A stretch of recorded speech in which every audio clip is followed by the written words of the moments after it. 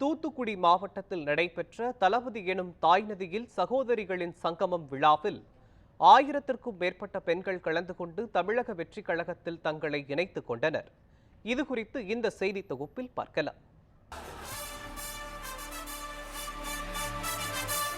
அரசியலுக்கு வருவாரா மாட்டாரா என்ற கேள்விகளுக்கு முற்றுப்புள்ளி வைத்த விஜய் பிப்ரவரி 2, 2024 தமிழக வெற்றி கழகம் என்ற கட்சியை ஆரம்பித்தார். கட்சியை ஆரம்பித்த கையோடு 2026 தேர்தலை குறிவைத்து களமிறங்க போவதாக கூறினார். விஜயை தளபதியாக கொண்டாடிக் கொண்டிருந்த ரசிகர்கள் விஜயின் தலைவன் அவதாரத்தை கண்டு மகிழ்ச்சியில் தள்ளாடினர். கட்சியை ஆரம்பித்த விஜய் அடுத்தடுத்து கட்சி கொடி மற்றும் கட்சிக்கான பாடலை வெளியிட்டு முழுநேர அரசியல் களத்தில் இறங்கினார்.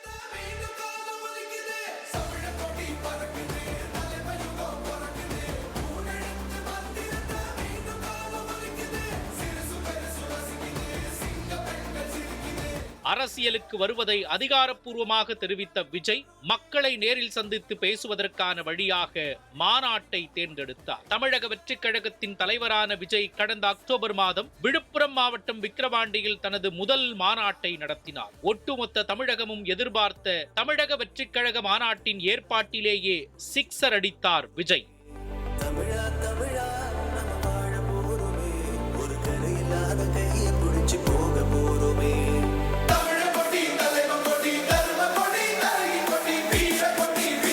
மாநாட்டின் கட் அவுட்களில் இதுவரை எந்த அரசியல் கட்சிகளும் செய்திடாத ஒன்றை விஜய் செய்தார். அஞ்சலை அம்மாள் மற்றும் வேலு நாச்சியாரின் படங்கள் விஜயின் மாநாட்டில் இடம்பெற்றதன் மூலம் மகளிருக்கு அவர் அளிக்கும் முக்கியத்துவம் தெரிந்தது. பல லட்சக்கணக்கானோர் கலந்து கொண்ட மாநாட்டில் விஜய் பேசிய அரசியல் வட்டம் எதிர்பார்க்காத ஒன்றாக இருந்தது.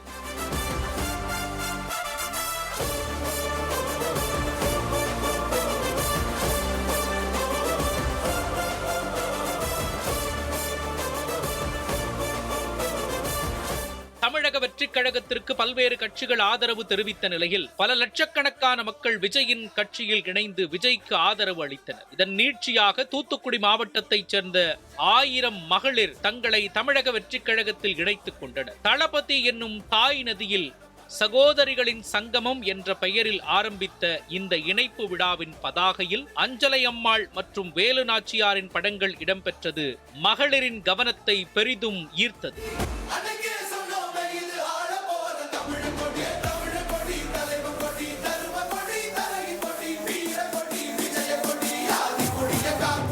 விழாவில் கலந்து கொண்டு தங்களை தமிழக வெற்றி கழகத்தில் இணைத்துக் கொண்ட பெண்கள் சிலம்பம் சுத்தியும் ஆடல் பாடல் நிகழ்த்தியும் தங்களது மகிழ்ச்சியை கொண்டாடினர்.